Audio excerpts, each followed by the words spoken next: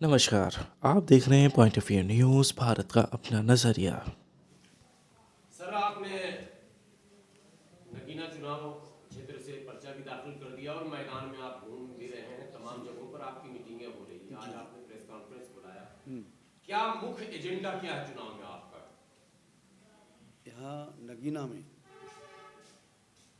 Police प्रशासन, खासतौर से यहाँ की पुलिस कभी भी किसी भी दलित को, किसी भी मुसलमान को उठा के ले जाती है, बिना वजह उठा के ले जाती है और उन पर मुकदमे दर्ज करती है। ये अहम समस्या है यहाँ की। हमारा मकसद है, दो बातें अहम हैं: भय और भ्रष्टाचार। दलित मुस्लिम यहाँ परेशान हैं। भय और भ्रष्टाचार को से छुटकारा पाने के लिए अम्बेडकर समाज पार्टी यहाँ नगीना से, नेटौर से, नजीबाबाद से मैदान में है। अब तक के चुनाव प्रचार में आपको क्या लग रहा है, किस तरह की स्थिति यहाँ पर बन रही है?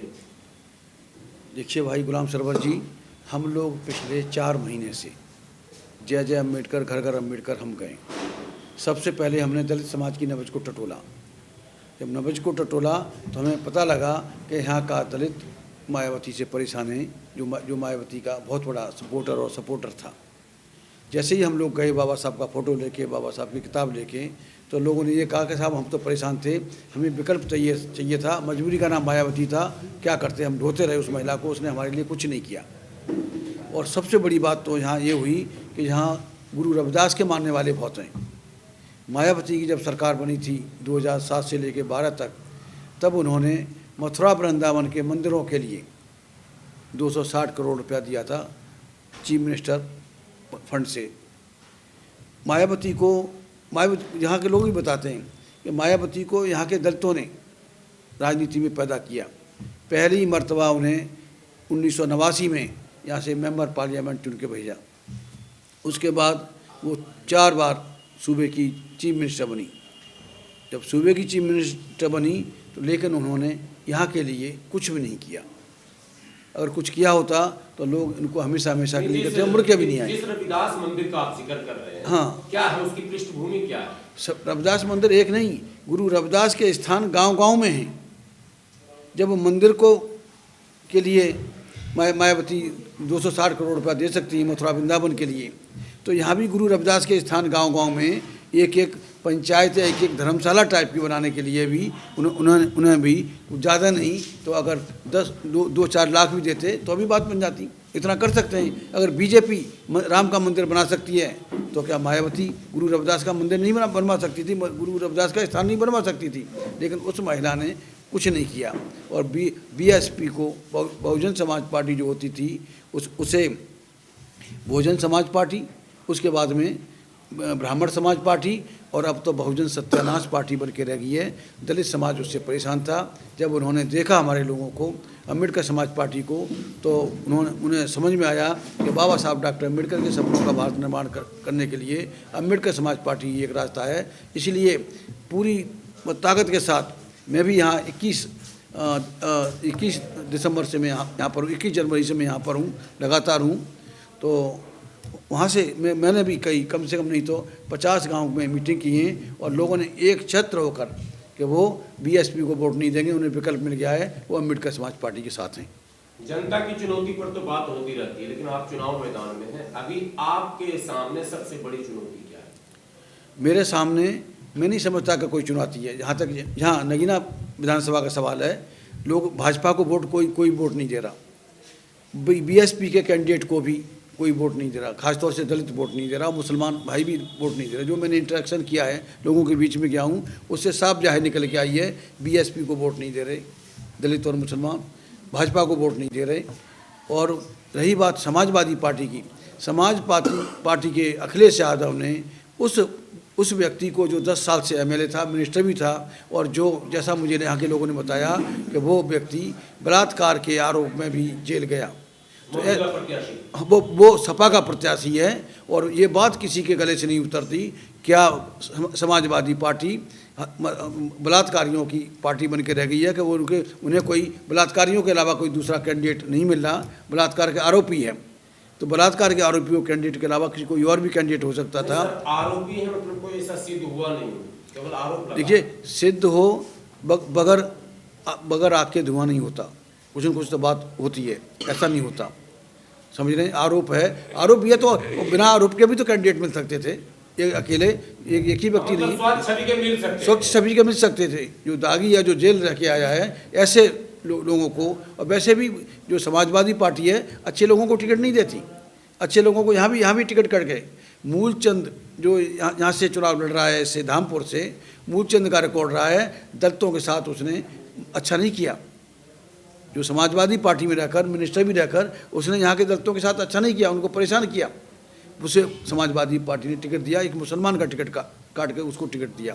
सर अगर आपसे सवाल जनता करे, जी, क्षेत्र में आप जाते हैं, जनता पूछे अम्बेडकर समाज पार्टी को वोट हम क्यों दें, क्या उत्तर देंगे आप? देखिए, अम्बेडकर समाज पार्टी उससे पहले बहुजन समाज पार्टी थी।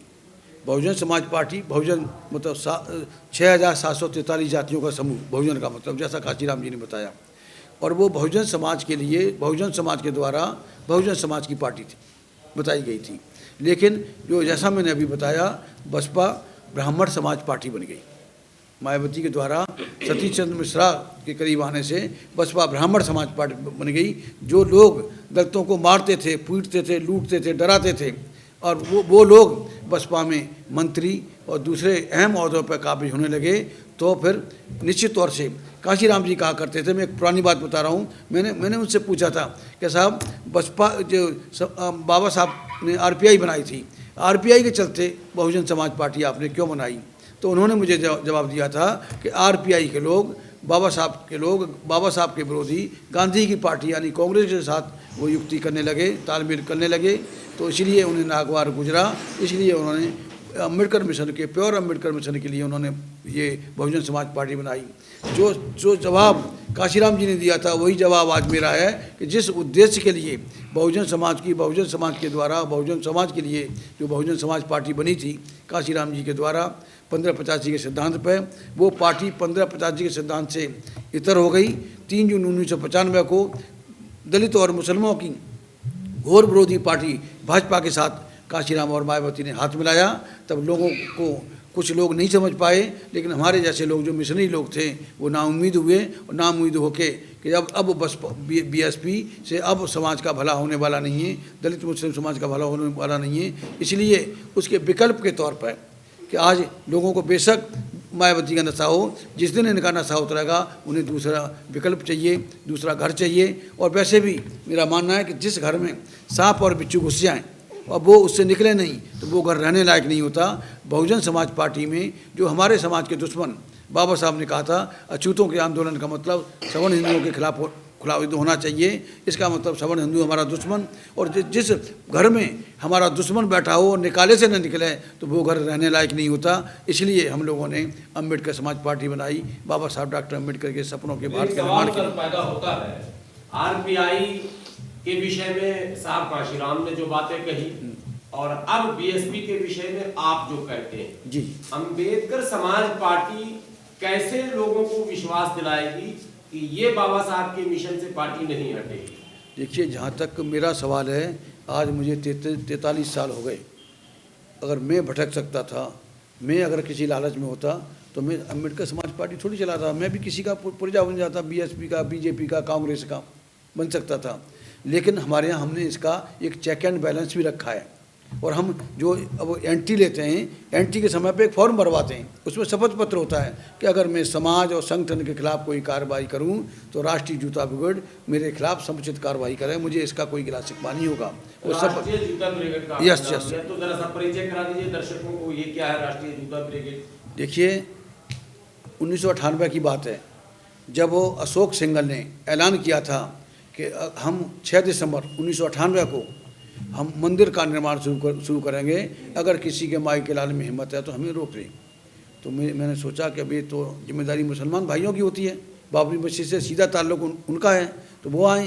जब मैंने देखा कि उन्होंने अशोक सिंघल के चैलेंज को स्वीकार नहीं किया तो मैंने अशोक सिंघल को चैलेंज को स्वीकार करके 27 नवंबर 1998 को मैंने ये जामा मस्जिद से मैंने अयोध्या को अयोध्या कुछ किया। और मेरी प्लानिंग थी कि 1000 हमारे कार्यकर्ता हर ज़िले से अयोध्या पहुंचेंगे और फिर हम देखें। हमारा उसमें था कि बाबरी मस्जिद के स्थान पर मंदिर निर्माण के नापाक इरादों को कामयाब नहीं होने देंगे।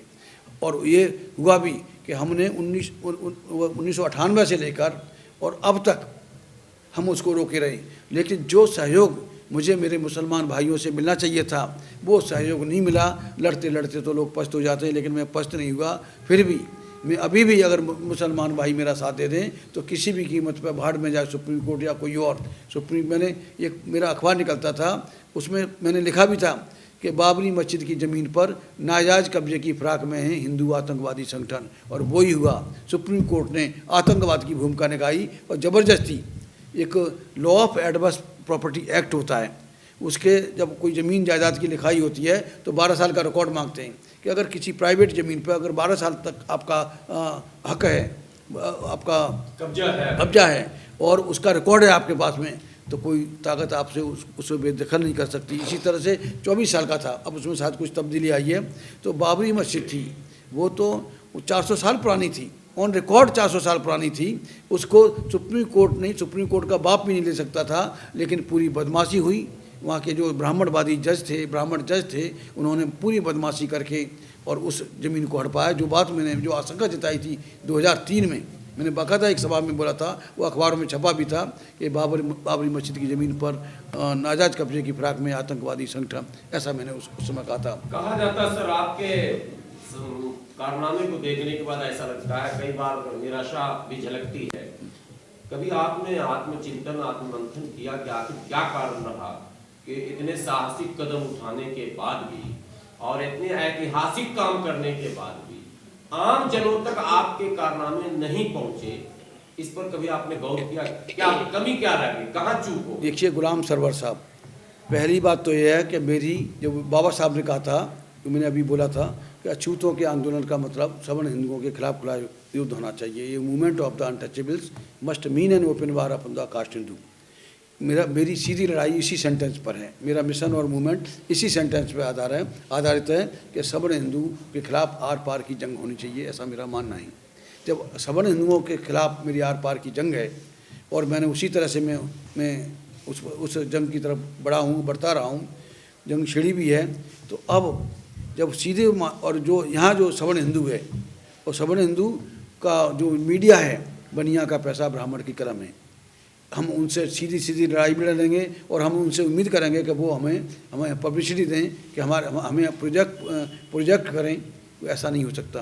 तो जो मीडिया ने, जो आरएसएस डोमिनेटेड, सवर्ण हिंदू डोमिनेटेड जो मीडिया है, उसने हमें ब्लैकआउट किया और हम इतनी बड़ी लड़ाई लड़ी। देखिए 2002 में जब गुजरात में कत्लेआम हुआ था, तो गुजरात के कत्लेआम के बाद जब मेरे साथी लोग जो दूसरे इंटेलिजेंस वगैरह से उससे मुझे पता चला कि गुजरात की तरफ पर ये आरएसएस के लोग यूपी में भी उसी तरह का मॉडल पेश करना चाहते हैं, यानी कत्लेआम कराना चाहते हैं।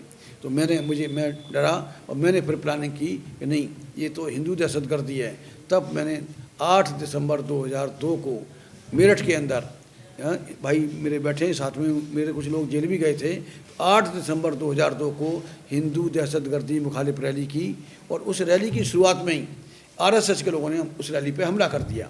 लेकिन मेरा भी कैडर के लोग बिल्कुल ट्रेंड कैडर लेते, ट्रेंड मतलब बाकायदा उनको तालीम शुदा थे, तो उन्होंने भी उनको जवाबी कार्रवाई की और उनको 4 घंटे तक आरएसएस के लोगों की तुड़ाई हुई, ये रिकॉर्ड है।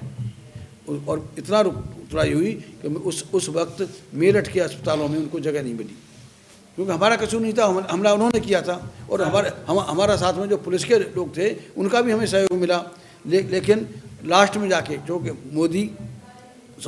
मायावती और ये लालजी टंडन की केमिस्ट्री चल रही थी, जो सरकार थी लालजी टंडन और मायावती की केमिस्ट्री चल रही थी। तो वहाँ से जो आरएसएस के लोग पहली बार किसी संगठन के खिलाफ धरने पर बैठे, तब जाके हमारे लोग कुछ थे, हमारे 5 लोगों की गिरफ्तारी हुई, बाकी किसी को आज तक हाथ नहीं लगाया। तो हमने ये काम नहीं किए, कारनामे किए हैं, लेकिन मुस्लिम समाज के कान पे आज तक जू नहीं लगी। उन्हें नहीं पता, उनकी नज़र मुलायम सिंह से हटे तब ना, मुलायम सिंह से नज़र हटे तब तो वो कुछ सोचें, वहाँ से सोचते नहीं हैं।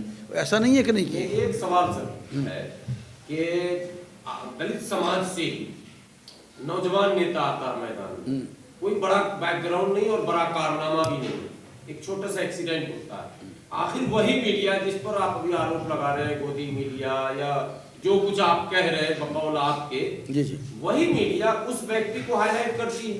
आप इतने बड़े बड़े कारनामे कर लिए, आपको हाईलाइट नहीं करती, इस पर क्या कहेंगे आप? देखिए गुलाम सरवर साहब, ये तो मुस्लिम समाज की या जो दूसरे लोग हैं आप जैसे भाई हैं, उनके सोचने का विषय है कि ये जिसको ब्राह्मणवाद प्रोजेक्ट करता है। बाबा साहब ने एक बात कही थी कि जब कोई ब्राह्मण या ब्राह्मणवादी मेरी तारीफ करता है तो लगता है कि मुझसे कहीं गलती हो रही है। मैं 1000 बार सोचता था और अपने आप को करेक्ट करता था। ब्राह्मण या ब्राह्मणवादी अगर कोई मेरी तारीफ करता है, ये बाबा साहब का स्टेटमेंट है कि अगर ब्राह्मण या ब्राह्मणवादी कोई मेरी तारीफ करता है तो लगता है मुझसे कहीं कोई गलती हो रही है, तो मैं 1000 बार सोचने के लिए मैं मजबूर होता था। जिसकी तारीफ कर रहा है, जो मीडिया ब्राह्मणवादी मीडिया जिसको प्रोजेक्ट कर रहा है, वो हमारा हो ही नहीं सकता। उन्हें तो मायावती का रिप्लेसमेंट चाहिए कि ये मायावती, मरती हुई मायावती की जगह कौन ले जिससे कि उस वोटों को कुछ न कुछ इधर उधर कर सके। ये सारा उन्हीं का प्लानिंग है, उसी का प्रोजेक्ट है। ये हमारा आदमी ऐसा, वो आदमी हमारा हो ही नहीं सकता। बाबा साहब ने इतना बड़ा स्टेटमेंट उस समय दिया होगा है। और जिसको जो आरएसएस का मीडिया है, जिसको आप गोदी मीडिया कहते हैं, मैं तो डॉगी मीडिया कहता हूँ, जिसको डॉगी मीडिया प्रोजेक्ट कर रहा है, वो हमारा कैसे हो जाएगा? ये नहीं हो सकता। सर चुनाव का समय है, आप भी व्यस्त हैं, जाते जाते अंतिम क्षण में एक बात सर जानना चाहूंगा कि क्षेत्र में आप जाते हैं, आपकी बातों से समाज संतुष्ट हो रहा है कि नहीं हो रहा? बिल्कुल 100% संतुष्ट हो रहा है। गुलाम सरवर साहब, आज भी हम एक मीटिंग में थे, मुसलमान भाइयों के बीच में भी थे और दलित भाइयों के भी मीटिंग में थे। हमने एक प्रेस कॉन्फ्रेंस हमारी होनी थी, हमने उसको नज़रअंदाज किया। और वहाँ आप देखिए कि वो लोग, गांव था, एक छोटे से मकान में हमारी बातचीत हुई। उसके बाद उन लोगों में इतना जोश आया कि मुझे उम्मीद है कि वो एक गांव 100 गांव के बराबर था। गाँव मतलब इस गांव में वो देखते हैं चावल देखते हैं कि पका कि नहीं पका, उस गांव को देखकर बिल्कुल आप समझ सकते हैं कि निश्चित तौर से ये आने वाले समय में वो दलित समाज, खास तौर से चमार बरादरी के लोग यहाँ मुझे 100% अम्बेडकर समाज पार्टी को वोटिंग करेंगे। ऐसा ही समर्थन मुझे हर जगह मिल रहा है। Thank you.